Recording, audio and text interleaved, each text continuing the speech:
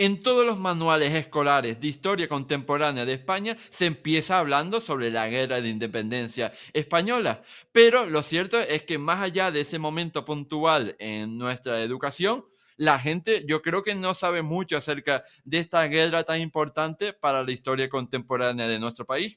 Por eso he querido hacer este programa coincidiendo con esta fecha del 2 de mayo que ha caído este viernes para abordar la historia de este conflicto que dio origen, ¿no?, a la nación contemporánea española, tal y como la entendemos más o menos hoy en día. Y para estudiar este periodo y este conflicto, hoy he tenido el placer y el honor de contar con un experto en el tema para que nos hable sobre ello. Él es Daniel Aquilloé, doctor en Historia Contemporánea, especializado en la historia del siglo XIX y profesor en el Centro Universitario de la Defensa de Zaragoza. ¿Qué tal estás, Daniel? Muy buenas, encantado de venir a dar aquí la turra con 1808. Por supuesto, aquí en Historia nos encanta que vengas a dar la turra decimonónica y de hecho no es la primera vez que vienes. Y de hecho, pues podemos aprovechar para promocionar este libro que tienes, que se llama España con Honra, que publicaste precisamente sobre el siglo XIX español. Sí, ese largo siglo XIX. Y como decía, pues te agradecemos mucho estar aquí y yo creo que lo primero que deberíamos hacer para empezar es hablar un poco acerca del contexto histórico, ¿no? O sea, situar este conflicto en el contexto español y el contexto europeo, porque evidentemente a principios del siglo XIX Europa y España estaban viviendo una situación muy convulsa, ¿no? Con el periodo napoleónico. Bueno, es que no se entiende la historia de España sin entender el contexto más allá de nuestras fronteras, el contexto europeo, el contexto americano, la geopolítica del momento y las circunstancias coyunturales de ese periodo histórico. La guerra, la que luego se llamará Guerra de Independencia Española de 1808 a 1814, se enmarca en un periodo bélico mucho más amplio y en una geopolítica más amplia son, mejor dicho, las guerras revolucionarias y seguidamente, sin solución de continuidad, las guerras napoleónicas. A partir de 1789, como es bien conocido, se inicia esa gran revolución francesa que trastoca el orden europeo y alumbra una nueva sociedad.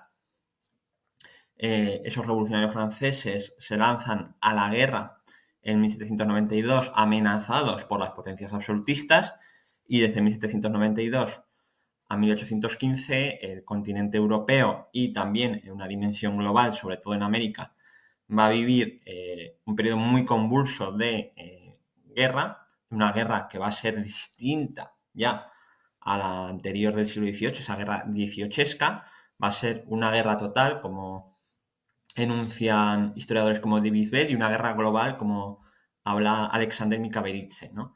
Entonces, en estas guerras totales y globales va a tener su papel España.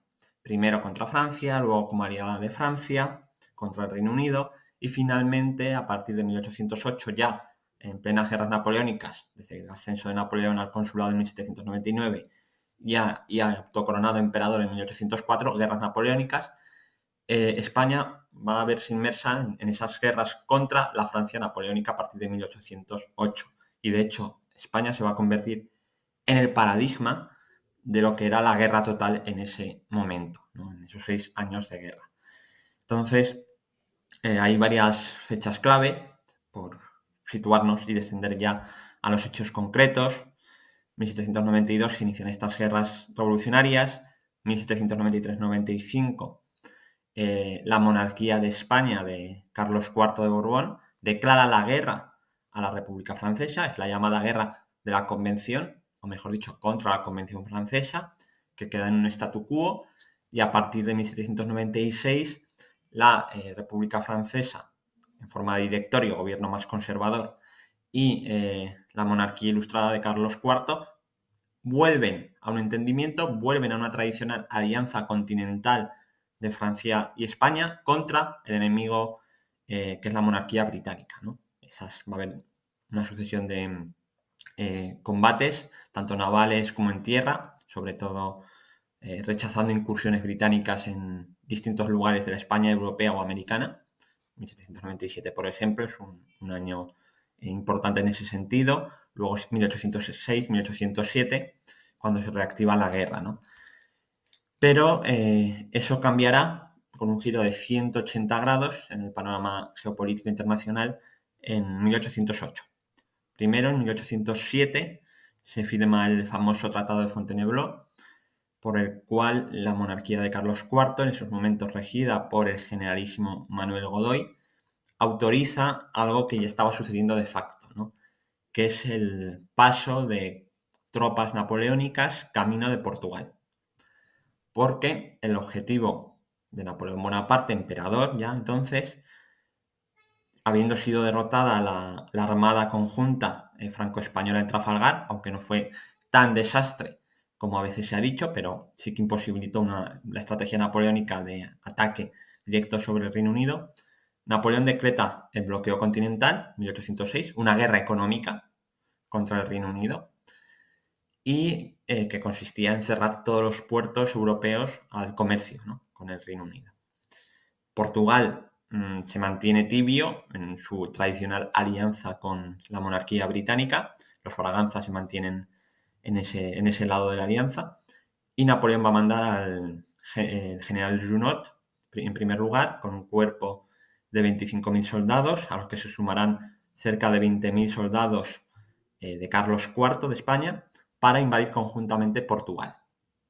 La familia de los Braganza se embarcará en Lisboa y se irá con toda la corte y el aparato estatal portugués a sus posesiones de Brasil, estableciéndose allí durante más de una década en Río de Janeiro. Portugal entonces va a quedar ocupado por las tropas napoleónicas, el ejército de los Braganzas disuelto y parte integrado como legión portuguesa en el ejército multinacional de Napoleón Bonaparte.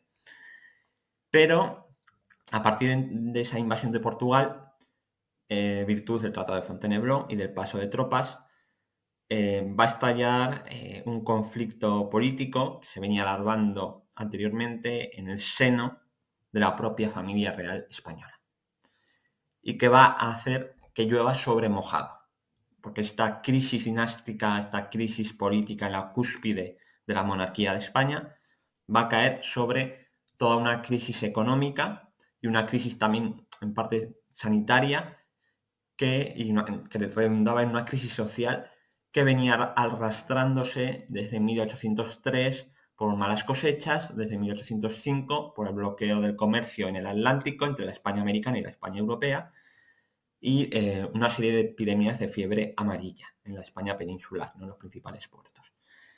¿En qué consiste esta última crisis política, ¿no?, que ya es el estallido final, ¿no? Es algo también bastante conocido, es la disputa entre el entonces príncipe de Asturias, heredero al trono, futuro Fernando VII, que va a arrebatar por un golpe de fuerza el trono a sus padres, a Carlos IV y María Luisa de Parma, y va a apartar, apresándolo, al generalísimo Manuel Godoy, ese todopoderoso ministro ilustrado que había hecho políticas para afianzar y reforzar el poder del Estado borbónico. El momento cumbre es esos días del 17 al 19 de marzo de 1808 en Aranjuez, cuando el partido proclive a quien va a ser Fernando VII, el partido fernandino, donde había aristócratas, había militares, había clérigos, y contaban con un importante apoyo popular, destrona a Carlos IV y encarcela a Godoy en Aranjuez, ¿no? Y entonces se es proclamado como rey de España Fernando VII de Borbón. Claro, todo está convenientemente informado por sus enviados en España, Napoleón Bonaparte, que además va a enviar más tropas con la excusa de proteger España de posibles desembarcos británicos. Van a ocupar la ciudadela de Figueras, la ciudadela de Barcelona, el castillo de Montjuïc, en Barcelona también, la ciudadela de Pamplona, San Sebastián, la vía de comunicación desde Vitoria a Madrid pasando por Burgos, y eso va a ir además generando tensiones, y esto es muy importante tenerlo presente, con la población civil. Fernando VII sabe que ha llegado en ese motín de Aranjuez de una forma ilegítima al trono, porque ha sido por la fuerza, por la coacción, ¿no? Ha movilizado a una conspiración aristocrática y ha movilizado al pueblo en su favor. Pueblo que estaba predispuesto y tenía intereses en Fernando VII. No era que estuviera meramente manipulado, ¿no? Había intereses y había esperanzas. Ahí surge el mito del deseado. Y esto es muy importante para la guerra que va a venir. Porque ese pueblo que se moviliza políticamente ya en Aranjuez y a consecuencia del motín de Aranjuez, confiaba y esperaba que Fernando VII fuera un buen rey paternal, es decir, que interviniera, por ejemplo, en el mercado del grano para la subsistencia de la población española, que quitara la corrupción, que quitara los malos gobiernos, que quitase algunos de los impuestos que había tenido que poner Godoy para financiar tanto sus políticas ilustradas y de fortalecimiento del Estado monárquico, como para los subsidios que en la fase final del reinado de Carlos IV se tenían que pagar a Napoleón en virtud de la alianza franco-española. Entonces estamos en la primavera de 1808, en un combo explosivo en España, ante los ojos de Napoleón Bonaparte, que en esos momentos está en el cenit de su poder europeo, porque Napoleón Bonaparte, a la altura de la primavera de 1808, goza de gran popularidad en Francia, tiene el apoyo de la red de notables, esas clases medias y altas conservadoras que han salido de la Revolución Francesa, que apoyan el imperio autoritario de Napoleón Bonaparte con la modernización administrativa que ha desarrollado ya y del que es heredero también del directorio. Napoleón Bonaparte a nivel internacional solo tiene un enemigo, que es el Reino Unido, y que está pasándolas muy mal económicamente, virtud al bloqueo continental, porque Napoleón además ha derrotado militarmente entre 1805, 1806 y 1807 en las monarquías absolutistas de Austria, Prusia y Rusia. Con Rusia ha firmado finalmente en 1807 el Tratado de Tilsit, por el cual el zar Alejandro se aviene al bloqueo el bloqueo comercial contra el Reino Unido. Napoleón está en la cota máxima de su poder. Y cometerá el primer error que le llevará a su caída años más tarde. Sí, pero antes de ese error estratégico, pues como tú decías, el contexto histórico, estos antecedentes no podían beneficiarle más. Tienes ahí un conflicto civil entre Carlos IV, el rey, y Fernando VII, su hijo, ¿no? Y príncipe de Asturias, que estalla, ¿no? Y le beneficia a él. Pero incluso a lo mejor eso también supongo que le motivó a decir, oye, ¿por qué nos vamos a quedar con Portugal cuando nos podemos quedar también con España, que ya estamos ocupando buena parte de las ciudades españolas? Entonces, de ahí llegamos, supongo, al estallido de la guerra, que fue en Cartagena, no en Madrid, y por supuesto al famoso levantamiento del 2 de mayo en Madrid. Háblanos un poco acerca de este estallido de la guerra en distintos frentes. Bueno, Napoleón va a cometer ese error de plantearse quedarse directamente con la corona de España y que se la dará a su hermano José, en vez de utilizar a Fernando VII de marioneta política, Mm. que posiblemente lo podría haber hecho. Porque Fernando VII, una vez es rey, va a ir a buscar a Napoleón para que le reconozca rey, sabiendo la legitimidad de su llegada al trono. Lo que pasa es que finalmente a lo que se reúnan en Bayona lo que habrá caído es en una trampa, ¿no? Y Napoleón ya habrá cambiado de planes. Ya dirá la corona para los Bonaparte, ¿no? Y no para los Borbón. Mientras tanto, además en España las cosas se tensan porque esas tropas napoleónicas que ya ascienden a más de 100.000, unos 125.000 efectivos en la península, viven sobre el terreno, como habían hecho en otros países. Y vivir sobre el terreno implicaba requisas, violencias contra la población civil. Iba a haber ya en abril 174 soldados napoleónicos asesinados por civiles españoles. Iba a haber motines en Burgos o en otros puntos de la mitad norte peninsular donde hay hay franceses, bueno, tropas napoleónicas. Y la cosa se va a ir tensando, ¿no? Porque no se comportan como ejército aliado, sino como ejército de ocupación.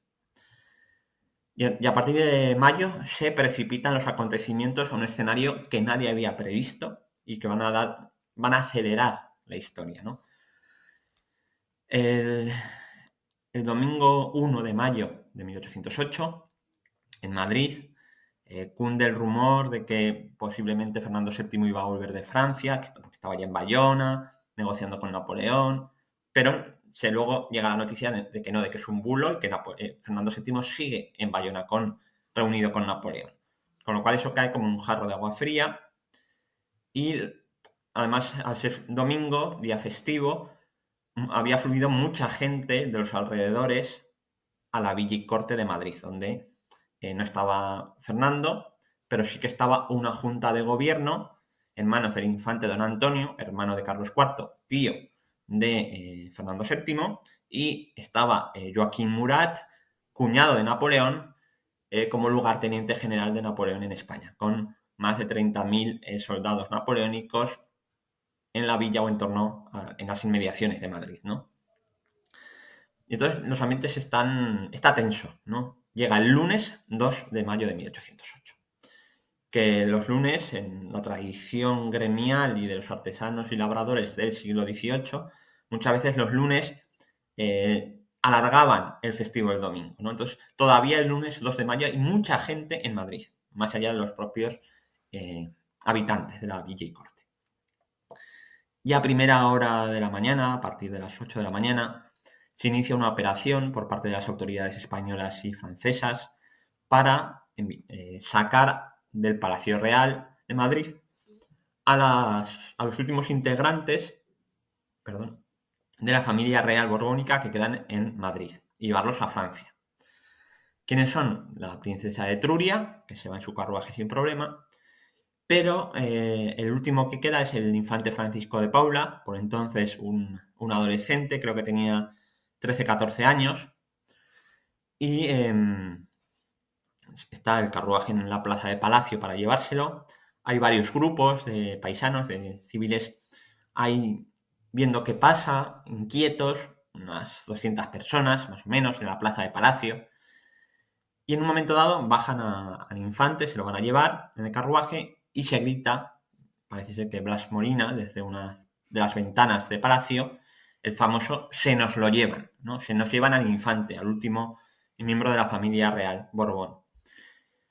Y entonces ya empiezan las protestas ante el carruaje, ante el palacio, de unas 200 personas, y el oficial napoleónico al mando del piquete de guardia allí, que además tiene artillería, no se le ocurre otra cosa que abrir fuego contra esa pequeña multitud de unas 200 personas civiles que protestan y se tiran al carruaje para evitar que se lleven al infante. Caen entonces, esa primera hora del lunes 12 de mayo de 1808, las primeras víctimas, ¿no?, mortales de ese motín. Porque lo que se va a producir es un gran motín popular.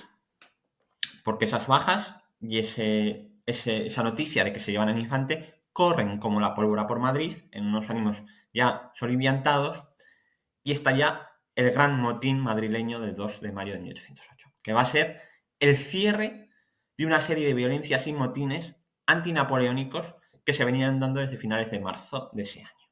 Y Madrid va a ser el más grande y el más importante, ¿no? Y el que va a quedar en la cultura popular y en la memoria, ¿no?, y en el relato nacional como el gran motín del 12 de mayo.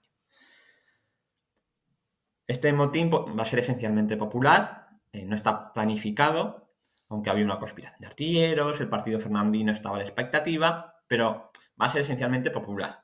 Que sea espontáneo no quiere decir que no haya organización, porque están los gremios que agrupan a los artesanos, están las verduleras que venden en las calles de Madrid, están labradores que han ido de las inmediaciones. Son gente que tiene sus propias redes de sociabilidad popular y que comparten noticias, rumores y saben moverse por la ciudad, ¿no? Entonces, se lanzan a las calles a la caza del francés. Bueno, el francés o del polaco, porque el ejército napoleónico era multinacional.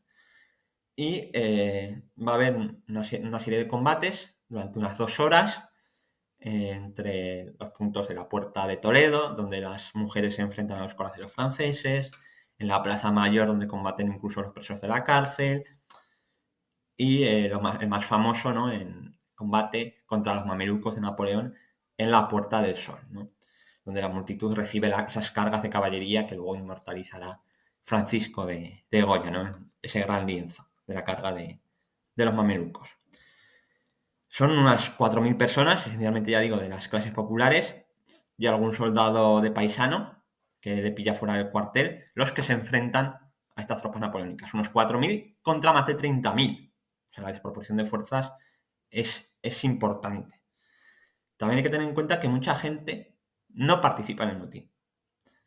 Este motín, por ejemplo, es un motín popular muy importante y es el más importante de esa primavera de 1808.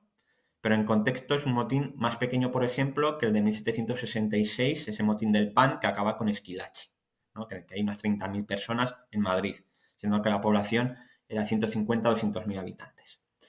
Pero es un motín muy importante por la ferocidad también del combate, por la participación popular, mientras, ya digo, hay gente que se queda a la expectativa, sobre todo gente de las clases medias, burguesía y aristócratas. Y la Junta de Gobierno del infante don Antonio y el ministro de la Guerra, O'Farrill, llaman a la calma y llaman a decir: los franceses son nuestros aliados, y cierran los cuarteles para que nadie del ejército real se una a los amotinados. Claro, paisanos apenas armados son derrotados tras 2 horas de combate, dispersados, y luego habrá represión con esos famosos fusilamientos del 3 de mayo, ¿no?, ordenados por Murat, una represión bastante feroz. Pero cuando acaba este motín, sobre las 12 del mediodía del 2 de mayo, hay un epílogo, ¿no?, que es el encabezado por aquellos que venían de la conspiración de los artilleros, que son los capitanes Daoiz y Velarde, y el teniente Ruiz, que junto a 70 voluntarios del Estado, que son tropas del ejército y paisanos, se hacen con el parque de artillería de Montereón, donde van a resistir durante 2 horas de combate, por supuesto, a tropas sumamente superiores napoleónicas, hasta que finalmente, en el último asalto ya a la bayoneta, van a acabar con la vida de estos defensores, incluidos los propios Daoiz, Velarde, que caen a los pies de los cañones, ¿no?, que han sacado del parque de artillería de Montereón, hoy Plaza 2 de mayo de Madrid. Y entonces, sobre las 2 de la tarde, el lunes 12 de mayo, todo ha acabado. Las calles de Madrid están con muertos y se va a empezar la represión de Murat con esos famosos fusilamientos, ¿no?, en la montaña del Príncipe Pío, etc. ¿Qué deja el motín madrileño? Pues identificados con nombres y apellidos 408 personas, 19 de ellas mujeres, muertos, ¿no?, tanto en combates como en fusilamientos, y varios centenares más, quizás hasta 800, de heridos. A los 3 días llega la noticia a Bayona y el rey, todavía rey de España, Fernando VII, califica de facciosos a los amotinados en Madrid contra su caro aliado Napoleón Bonaparte. La noticia corre también por España, llega a Badajoz, a Talavera, a Móstoles, genera indignación también en Asturias, en Oviedo, se va a reunir la Junta, en Badajoz se reúnen las autoridades. Indignación, pero a la expectativa. El rey sigue siendo Fernando VII y las tropas de Napoleón siguen siendo aliadas. Por tanto, nadie se mueve. No comienza ninguna guerra el 2 de mayo. Luego se pondrá a posteriori como fecha de inicio. Pero técnicamente, desde el punto de vista político y militar, no hay una repercusión inmediata. Va a ser, obviamente, cuando 3 semanas después sí que estalle la guerra, se va a recordar el 2 de mayo como la primera masacre de los franceses, ¿vale? Y se va a utilizar como mito, como propaganda y como punto de partida. Pero ¿qué pasa entre el motín popular del 2 de mayo en Madrid y la declaración de guerra que van a hacer las juntas que surgen en España a partir del 22 de mayo y hasta primeros de junio, y que entonces sí declaran la guerra, arman ejércitos y hay batallas contra las tropas napoleónicas? ¿Qué pasa entre medio? La fecha del 6 de mayo de 1808, en Bayona, Fernando VII abdica la corona de España en Napoleón Bonaparte. Y eso legalmente lo podía hacer porque nos movemos todavía en España en el marco del antiguo régimen. España no era una nación soberana, era un conjunto de reinos, propiedad patrimonial de una familia encabezada en este caso por el rey Fernando VII. Y como es su patrimonio personal, tiene todo el derecho a, técnicamente, cederlo a otro. Ahora bien, eso va a contraponerse con tradiciones jurídicas, con sentimientos identitarios nacionales que se van gestando y con la movilización popular que surge en 1808, que obviamente va a chocar y no van a aceptar esas abdicaciones de Bayona. Cuando llegan esas noticias a España, se genera inquietud, se generan nuevas conspiraciones y una confluencia de la conspiración del partido fernandino desde arriba y una movilización popular permanente que se mantiene desde abajo.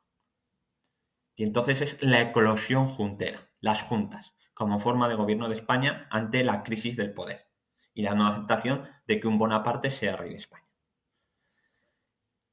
Y aupadas por motines populares en muchos casos, a partir del 22 de mayo se crean juntas de gobierno. El primer gran estallido va a ser en Cartagena, que van de hecho a asesinar a la máxima autoridad militar arrastrada por las calles de la ciudad y se formará luego una junta. Casi paralelamente se crea una junta en Oviedo, que no solo va a declarar la guerra, esa junta de Asturias, a Napoleón, sino que va a firmar la alianza con el Reino Unido, enviando delegados a Londres. También se va a crear casi un día después las juntas de Zaragoza y de Valencia. Y 2 días después, el 26, la de Sevilla, que se va a intitular Suprema de España e Indias, ¿no? Con lo cual, esto es todo en zonas no ocupadas por las tropas napoleónicas. Madrid y Barcelona, San Sebastián y Pamplona están ocupadas. Valencia, Oviedo, Cartagena, Zaragoza, Sevilla, Málaga, Badajoz, no.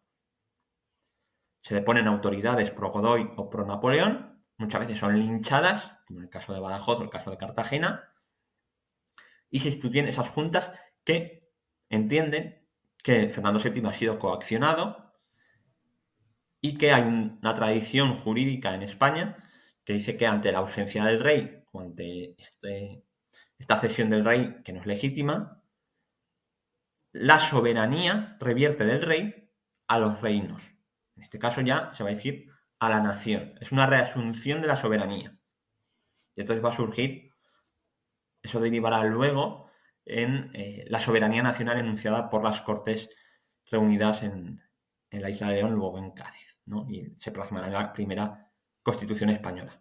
Porque no hay que olvidar que lo que se inicia a finales de mayo, primeros de junio de 1808 va a ser, como dijo el conde de Toreno años después, una guerra, un levantamiento, una guerra y una revolución. Y antes de meternos con ese tema tan apasionante de las Cortes de Cádiz y la creación de la primera Constitución, ¿no? La popularmente llamada la Pepa, quería preguntarte por la recepción que tuvo el rey José I Bonaparte cuando llegó a España, porque evidentemente no creo que fuera muy buena. Y bueno, de ahí está también el apodo popular que le pusieron, ¿no? Aquel de Pepe Botella. Bueno, José I no va a estar en su primera fase del reinado, no va a estar ni un mes en Madrid, porque a lo que llega, al poco le llegan las noticias de la importante derrota que sufren las tropas napoleónicas en Bailén el 19 de julio de 1808 y se tendrá que retirar a prisa y corriendo hacia Vitoria. Con esta guerra, que se inicia a partir de finales de mayo de 1808, hay que tener presente, además del componente nacional, además del componente que va a tener internacional, ¿no? Con el ejército aliado británico luso, va a ser una guerra también civil, o con un matiz de guerra civil al menos, ¿no? Porque José, si bien va a ser rechazado por la mayor parte de la población española, va a haber una minoría, pero una minoría que van a ser bastantes miles, decenas de miles, de españoles que le apoyen. Van a ser los llamados josefinos o afrancesados, ¿no? Inicialmente van a ser generalmente parte de las élites políticas o administrativas previas que habían sido partidarias de Godoy y de las políticas ilustradas, aunque también va a haber una importante división. Por ejemplo, Cabarrús va a ser afín a José I, pero Jovellanos va a ser afín al lado fernandino. Y luego también José, sobre todo en 1810-1811, que es cuando conquista Andalucía y monta sus guardias cívicas y domina una buena parte del territorio peninsular, sí que va a tener más apoyos, incluso un propio ejército español, como ha estudiado Luis Orando, y va a tener también muchos funcionarios o gente que la había combatido, que piensa que la guerra ya está perdida y van a, a jurar lealtad, ¿no? Porque había que seguir viviendo a José I. Entonces va a haber unos afrancesados de convicción de primera hora y luego habrá unos afrancesados por circunstanciales en torno a 1810-1811, ¿no? Aunque el fenómeno guerrillero pondrá muy difícil que cualquiera tome partido por José I, ¿no? En ese difuso o inexistente, mejor dicho, retaguardia, ¿no? En esta guerra total, que es la guerra de independencia. Y claro, la propaganda fernandina, o ya luego llamada patriota, va a poner en la picota a José I, le van a achacar todos los vicios habidos y por haber, de que era un borracho el primero para llamarle Pepe Botella. Y José I, es verdad que como por su carácter y sus políticas, de verdad quería ser rey de España e Indias y un buen rey con políticas ilustradas y modernizadoras, ¿no? Amparadas también en esa carta otorgada, ¿no? Ese Estatuto de Bayona, bastante conservador, bastante autoritario, pero bueno, era un inicio de tímida apertura política. El problema de José I va a ser primero el contexto de guerra, que impide reinar y hacer cualquier tipo de política, por la posición de esa gran masa de la población española. Y luego, el gran problema de José va a ser su propio hermano, Napoleón Bonaparte, y los generales y mariscales de su hermano, que no le obedecen a él, sino que hacen y deshacen bajo las órdenes de su hermano en lo que teóricamente es su reino de España. Y de hecho, en 1810, la mitad norte del Ebro básicamente se le va a desgajar en gobiernos militares que responden ante Napoleón Bonaparte y no ante él, que es el rey de España. Mm. Vamos, lo que viene siendo un títere total de toda la vida. Y ahora quería preguntarte precisamente a raíz de tu respuesta por la guerra de guerrillas. O sea, ¿cómo se organizó todo este movimiento que fue fundamental para conseguir la victoria final y que tuvo personajes tan importantes, ¿no? O tan famosos como Juan Martín Díez, el empecinado? Háblanos acerca de este personaje y en general de la guerra de guerrillas contra los franceses. Y todo Bueno, esto vinculado, ¿no? También con lo que ya has comentado de batallas famosas como la batalla de Bailén, del Bruch, de Requena, de Uclés, de Ocaña. También, por supuesto, ¿no? Tus queridos sitios de Zaragoza. Bueno, en primer lugar, sobre la guerra de guerrillas, acaba de sacar un libro Antonio Carrasco, publicado por Despertaferro, que es la actualización más actual, para la redundancia, de este fenómeno muy complejo y con tanta trascendencia, tanto a nivel eh, de teoría militar como de mito nacional, ¿no? O incluso su traslación a la cultura popular en esa figura del guerrillero bandolero de Curro Jiménez, ¿no? Que no Sí. deja de ser un arquetipo, ¿no? Mítico, ¿no? Y no tanto una realidad histórica. Para entender la guerra de independencia hay que entender los distintos actores que van a combatir en ella, ¿no? Van a combatir tres actores fundamentales. En primer lugar, los reales ejércitos que se van a transformar en ejército nacional a lo largo de la guerra, es decir, el ejército regular español, siempre, casi siempre derrotado, pero siempre reconstituido y siempre resistiendo, ¿no? Y volviendo a combatir. Eso por un lado fundamental. Por otro lado, el ejército aliado británico-luso, primero, bueno, estará al mando finalmente de Lord Wellington, que será nombrado además generalísimo de las tropas aliadas, y que también va a ser fundamental sobre todo en la ofensiva final, ¿no? Que que nunca fue tampoco excesivamente numeroso, ¿no? 30.000, 40.000 efectivos. Y luego, una de las claves ya no tanto de la victoria, pero sí de la resistencia, ¿no? Porque es una guerra de 6 años y el ejército británico es derrotado, el ejército español es derrotado. Pero hay algo que, a pesar de la derrota, se va a mantener siempre como espina dorsal del relato, de la moral y de los efectivos, de los recursos humanos para la resistencia, ¿no? Que es la población civil, ¿no? La población civil, hombres y mujeres, que van a combatir desde el primer momento a las tropas napoleónicas, primero en esos motines populares previos a la guerra, el 12 de mayo, luego ya en la propia guerra, ¿no? Primero esos hombres de 16 a 40 años que van a nutrir esa leva en masa que organizan las juntas en mayo-junio de 1808.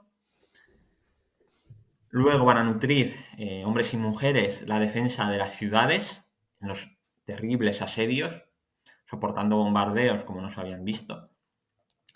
Y luego, una vez derrotados los ejércitos en campo abierto y sometidas las ciudades, esta población civil va a ser la que nutra en buena medida, junto a un volumen importante de dispersos de los ejércitos, es decir, militares o paisanos militarizados, las guerrillas, ¿no? El fenómeno guerrillero, la guerra irregular, la guerra partisana. Guerrillas que van a ser además de distinto tipo, ¿no? Porque en primer lugar va a haber lo que Carrasco, que he citado, llama esas guerrillas accidentales o circunstanciales, ¿no? Gente de un pueblo que bajo el liderazgo de un rico labrador, con su red clientelar, o de un militar, o de alguien carismático como el empecinado, se reúnen en un momento dado para atacar un convoy francés y luego vuelven a su casa. Luego están las partidas sueltas que van a ir aumentando, sobre todo a partir de 1809, 1810, y que van a buscar el reconocimiento de las autoridades civiles y militares, ¿no?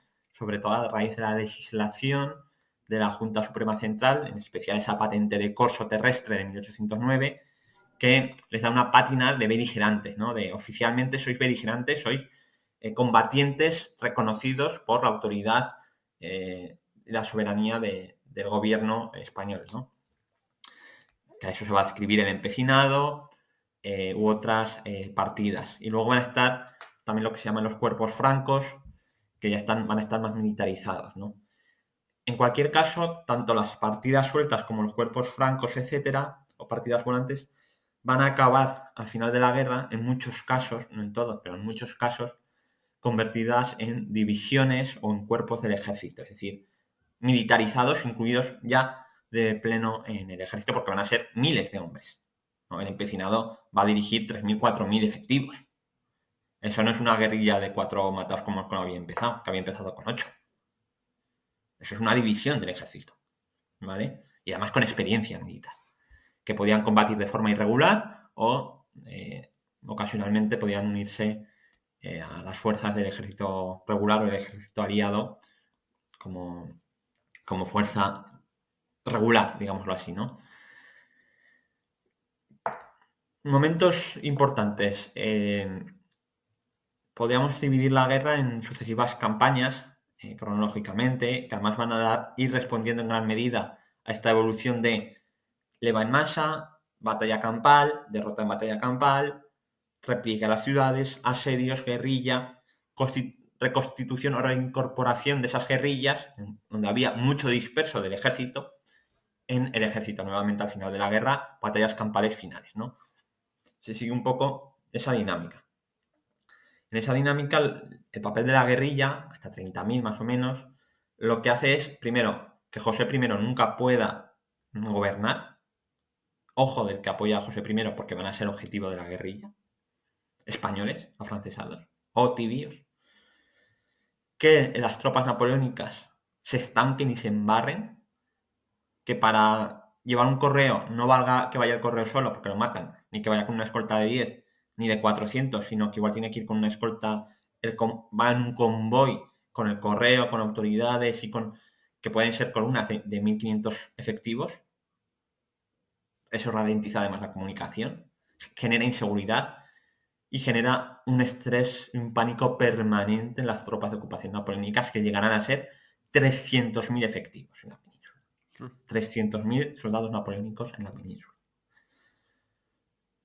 Además, claro, ¿por qué tanto efectivo? Porque tienen que guarnecer ciudades, tienen que escoltar correos, tienen que escoltar autoridades y además tienen que seguir combatiendo al ejército aliado y al ejército regular español y asediando plazas.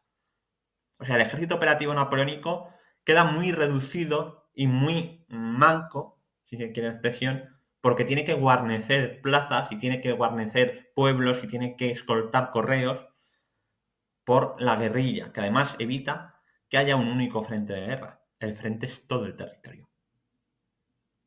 Y también va a llevar a una que no haya diferenciación en muchos casos entre civiles y militares, o entre civiles y combatientes. Con lo cual también va a originarse una espiral de violencias, ¿no? Esos desastres de la guerra. Y va a devastar, por supuesto, el territorio. Entonces, por hacer una recapitulación rápida de las campañas, ¿no? Tampoco es plan aquí de extendernos 5 horas. Ujú.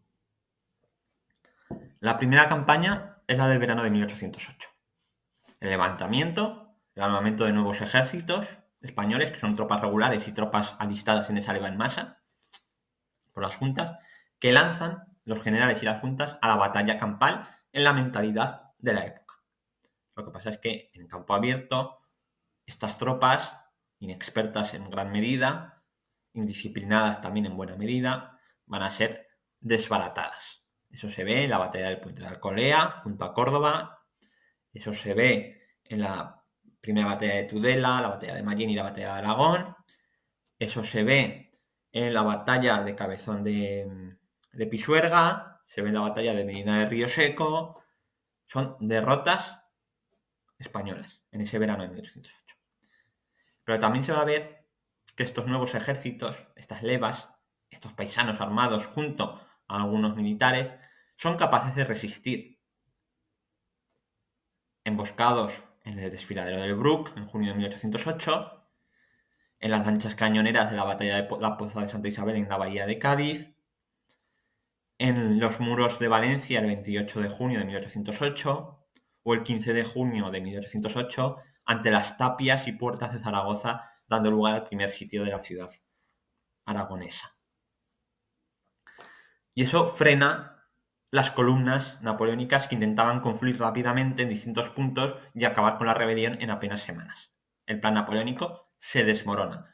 Napoleón tuvo ya entonces un grave error de cálculo. Tuvo un error de cálculo político, tuvo un error de cálculo estratégico y va a tener ese cálculo de error estratégico permanentemente en la guerra de España que no va a comprender y no va a conseguir resolver.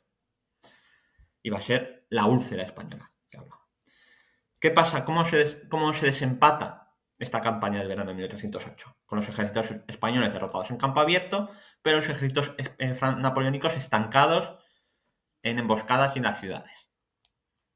Con una victoria militar incontestable, que es la batalla de Bailén del 19 de julio de 1808, junto a la localidad jienense de Bailén, en la que los 10.000 y pico efectivos españoles, fundamentalmente estos, porque estaban bloqueando Gibraltar, del ejército regular español borbónico, con la artillería borbónica que era de lo mejor que había, al mando del general hispano-suizo Teodoro Reding, gobernador de Málaga, derrotan en batalla formal, en campo abierto, a todo un cuerpo de ejército napoleónico al mando del general Dupont. 2.000 bajas y 20.000 prisioneros, que luego acabarán en Cabrera dándose al canibalismo, pero eso es otra historia. 22.000 soldados napoleónicos, un cuerpo de ejército entero, se rinden y desaparecen del mapa de la guerra. Eso para Napoleón es un shock, es en plan, ¿qué ha pasado en España? Esto es ignominioso, esto es un insulto. Y eso ha llevado además a que José I salga corriendo de Madrid y los franceses se replieguen, los napoleónicos, en torno a Vitoria y en torno a Barcelona. Y además todo territorio leal a Fernando VII. Y así acaba la campaña del verano de 1808, con una ilusión de victoria en el bando español fernandino. Entonces Napoleón coge a la Gran Armée y con 200.000 efectivos entra en persona en España. Es la segunda campaña, en otoño a invierno de 1808 a 1809. Napoleón desbarata en batalla campal con sus mariscales con la creme de su ejército y con gran número de tropas, superioridad numérica también, a todos los ejércitos que envía la Junta Central. En el norte, Blake es derrotado en Espinosa de los Monteros, al norte de Burgos. El ejército de Extremadura es derrotado a las puertas de Burgos en la batalla de Gamonal. El ejército de reserva de O'Neill y el ejército del centro de Castaños es derrotado en la batalla de Tudela. Luego, y eso rompe el frente. Luego Napoleón avanza a Madrid, derrota en Somosierra el 30 de noviembre a las tropas de Benito San Juan y tras 2 días de ataque logra la capitulación de la capital, de Madrid. 2 días. Pero ojo, que Madrid es la única capital europea que resiste a Napoleón. Igual que luego Madrid será la primera ciudad europea, bueno, la única ciudad europea que resiste, capital europea, que resiste 3 años al fascismo en un asedio formal. En 1808 Madrid, aunque sea solo 2 días, pero es la única capital europea que resiste a Napoleón Bonaparte. Porque bien Berlín o Moscú no resisten, o Lisboa no resisten a Napoleón Bonaparte en persona. Madrid resiste. Bueno, Lisboa luego resistirá con Torres Vedras, pero es otra historia. Pero Madrid resiste al propio Napoleón. Y tenía voluntad de resistir, pero la Junta de Gobierno de Madrid ve la cosa muy difícil y capitula antes de que esto conllevará además incluso el linchamiento de autoridades porque la población civil de Madrid estaba movilizada, politizada y en momento de radicalización por la guerra presta a resistir, al menos en una parte, con barricadas, etc. Pero bueno, Madrid cae el 4 de diciembre, Zaragoza inicia su segundo asedio el 20 de diciembre, que será un asedio terrible, con más de 64.000 muertos, con un combate dantesco casa por casa durante más de un mes. Mientras tanto, los británicos de John Moore se repliegan a marchas forzadas, perseguidos por las tropas napoleónicas. En la batalla de La Coruña morirá John Moore, se reembarcará el ejército británico. Paralelamente, en enero también de 1809, el ejército del centro al mando de infantado es derrotado en la batalla de Uclés, ese 13 de enero. El 25 de febrero será derrotado el ejército de Cataluña al mando de Reding en la batalla de Valls. Y el 21 de febrero de 1809, siendo un cementerio en ruinas, capitula Zaragoza. Acaba entonces la segunda campaña, con victoria napoleónica. Pero victoria napoleónica, ¿a qué precio? Porque se paralizan las operaciones, no avanzan, porque están exhaustos, desgastados y han sufrido numerosas bajas las tropas napoleónicas, a pesar de sus victorias. Son unas victorias ¿a qué precio? Acaba la segunda campaña. Y ese estancamiento que se da en la primavera ya de 1809 va a ser aprovechado por británicos y españoles para una contraofensiva, que es la tercera campaña. Primavera-verano de 1809. Por un lado, el general Gregorio García de la Cuesta y el general Wellington luego avanzan hasta las puertas de Madrid. Consiguen una victoria pírrica en Talavera de la Reina en el verano de 1809, pero Wellington peca de prudencia y en vez de avanzar hacia Madrid, se retira a sus bases de Portugal. Los españoles lo llevan muy mal, pero solos no pueden avanzar sobre Madrid. Entonces, repliegue. Por otro lado, desde Levante, desde Valencia, el general Blake avanza para reconquistar Zaragoza, vence en campo abierto, batalla formal en campo abierto en Alcañiz el 23 de mayo de 1809 a Luis Gabriel Suchet y avanza a las puertas de Zaragoza. Pero en la batalla de María, por una serie de descoordinaciones, es derrotado, luego derrotado en Belchite y vuelve a replegarse hacia Teruel y hacia Valencia. Y así fracasa esa contraofensiva al final, napoleónica de española y aliada. Cosa que será aprovechada por las tropas napoleónicas para la gran ofensiva del otoño-invierno de 1809 y el invierno de 1810, que tiene como punto fundamental la batalla de Ocaña del 19 de noviembre de 1809, en que un gran ejército español perfectamente equipado con 50.000 hombres, pero tremendamente mal dirigido por el general Areizaga, es derrotado sin paliativos en la batalla de Ocaña. Eso abre las puertas de Andalucía al rey José, que en persona entra en Andalucía, que cae como fichas de dominó.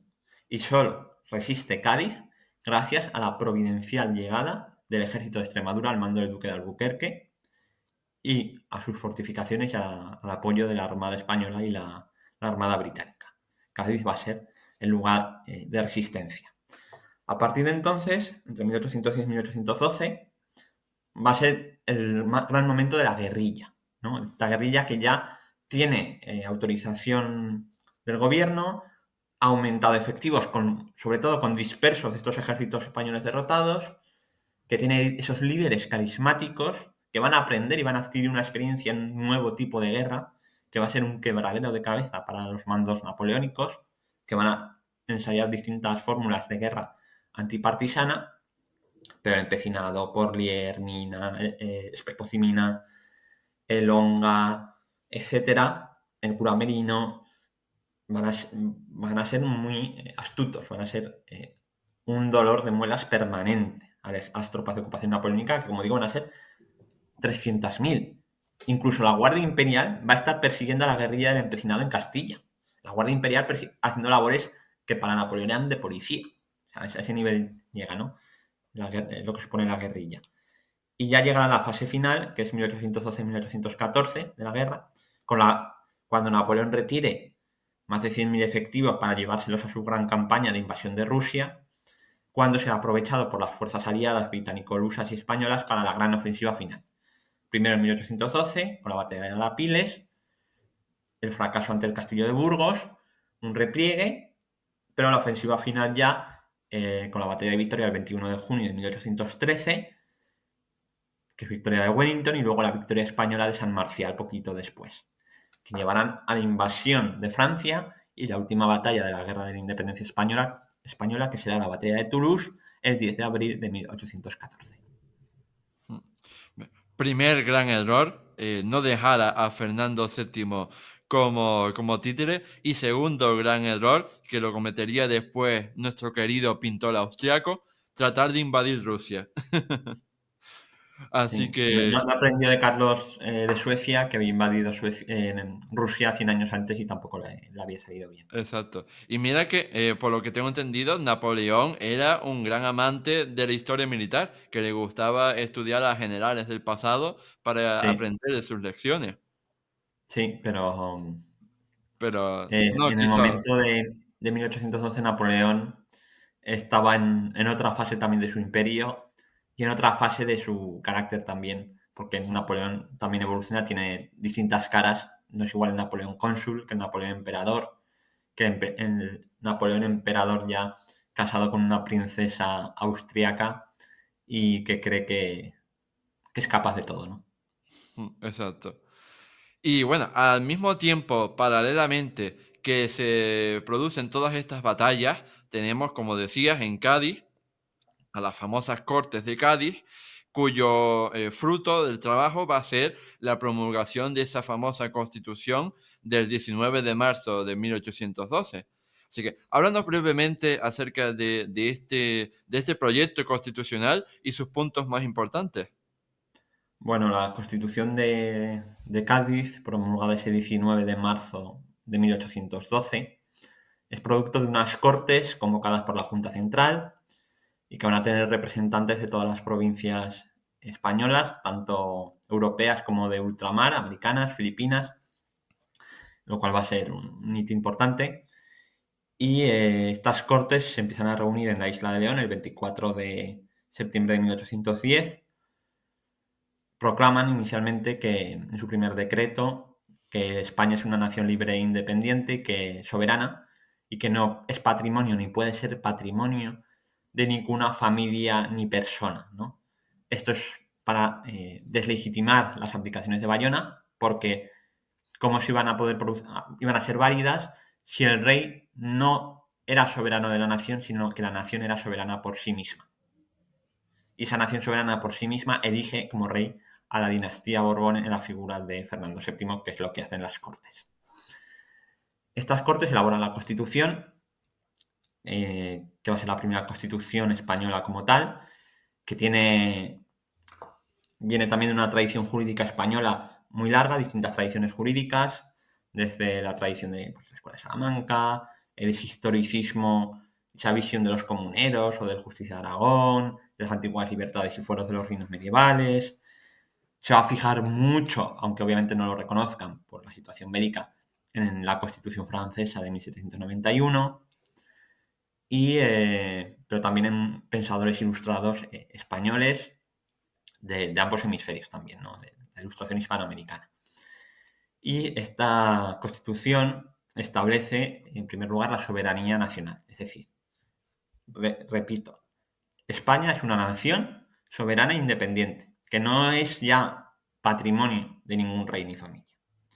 Y como tal, sus representantes son elegidos por la ciudadanía en cortes. La ciudadanía, que son varones, hombres, se excluye a las mujeres, hombres libres, no excluye a los esclavos que existían. Y estos hombres votan a unos representantes en cortes, ¿no? Estos hombres son ciudadanos, no son vasallos. Y va a crear una ciudadanía a ambos lados del Atlántico, ¿no? Porque los criollos y hombres libres de los territorios españoles en América también van a ser ciudadanos con derecho a voto. Y es una inversión del poder, ya no es una inversión de un rey de derecho divino, soberano, sino de abajo arriba, ¿no? Esa nueva legitimidad. También establece la separación de poderes entre un ejecutivo, que es el nombre del rey, unas cortes que van a ser el poder legislativo, que van a ser el nudo del Estado, del nuevo Estado, porque van a tener amplias potestades, para empezar porque van a ser unicamerales, va a haber un Congreso de los Diputados, no va a haber Senado. Unas cortes que además van a ser elegidas por sufragio universal masculino de mayores de 25 años, de hombres libres, ciudadanos, pero indirecto en 4 grados, que va a ser una forma de filtrar ese sufragio universal, porque democracia tampoco es algo que sonaba demasiado radical, ¿no? Y que les recordaba el terror jacobino de 1794 en Francia, y eso no lo querían. Y luego va a haber un poder judicial independiente.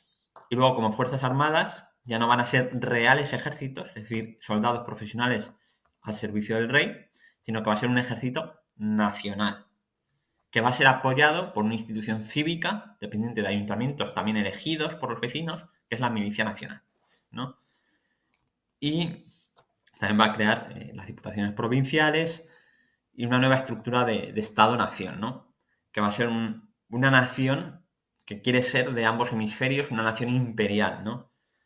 En la que los distintos territorios que la conforman, las distintas provincias, tienen esas diputaciones, tienen ayuntamientos con mucha fuerza administrativa, económica y política, que también bebe mucho de la tradición hispánica, de los cabildos, etcétera, y que tenga esas cortes que limiten a la monarquía, que la monarquía va a tener ese poder ejecutivo, ese papel simbólico, pero en realidad va a ser un rey atado al palo de la ley, ¿no? Que se decía también. Con lo cual es un sistema liberal, nacional, que rompe con lo anterior. Y que estará en vigor en España, como sabemos, poquito, de 1812 a 1814, que es el golpe de Fernando VII, a su regreso. Luego en el trienio constitucional de 1820-23, que acaba con una invasión francesa de 100.000 efectivos. Y luego tras la revolución de 1836, hasta una nueva constitución, que es la de 1837. Pero el impacto jurídico, político y simbólico de la Constitución de Cádiz va a ser muy importante en la tradición constitucional española y muy importante a nivel mundial, ¿no? Porque será modelo para muchas nuevas repúblicas hispanoamericanas de los años posteriores. Se conocerá bastante en Francia. Será tomada prácticamente tal cual por los liberales portugueses, por los liberales piamonteses o liberales napolitanos, o incluso su eco llegará a los liberales rusos que se pronuncien en 1825. Entonces, bueno, el papel de la Constitución va más allá de Cádiz y va más allá de la propia España. Y para terminar ya este programa, quería que nos hiciera un resumen acerca de la derrota final de las tropas napoleónicas en España, su repliegue total. Y, por ejemplo, ese tratado de Valensay del 11 de diciembre de 1813, por el cual se produce ¿no? El final del reinado de José I y después el regreso al trono de Fernando VII. Bueno, la derrota final de Napoleón, lo he venido diciendo, se produce por una confluencia de factores Mm, estratégicos y geopolíticos, la retirada de tropas a Rusia y la derrota en Rusia de Napoleón, y luego en Leipzig, en 1813.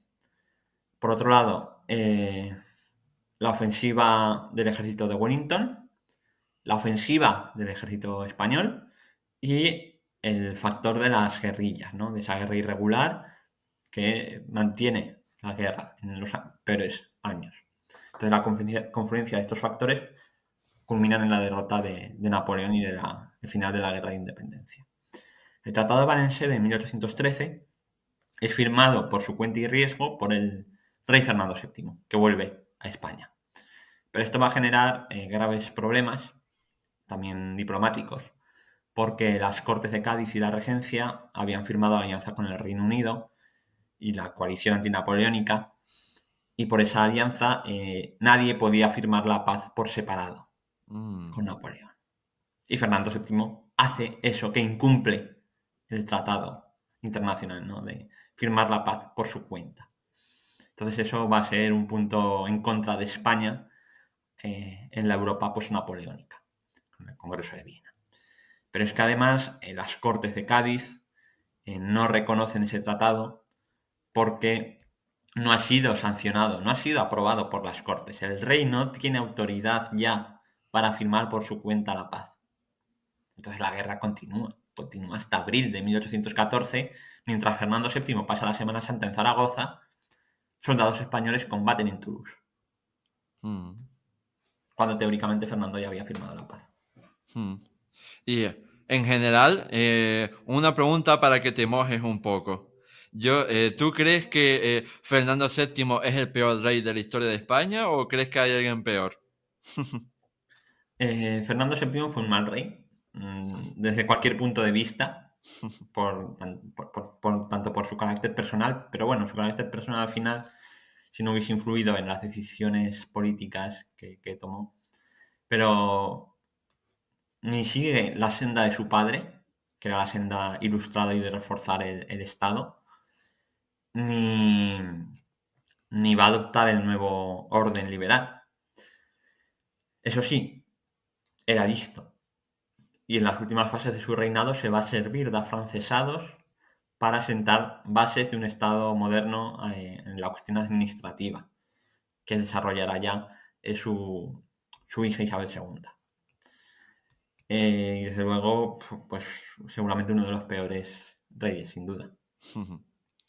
Pues nada, desgraciadamente hemos llegado al final de este programa y yo solo quería agradecerte infinitamente a ti, Daniel, por haber venido aquí a arrojar un poco de luz sobre la oscuridad popular en un tema como la Guerra de la Independencia Española, que es tan importante para entender el nacimiento de nuestra historia contemporánea. Así que en general, pues eso, muchísimas gracias por todo. Nada, encantado.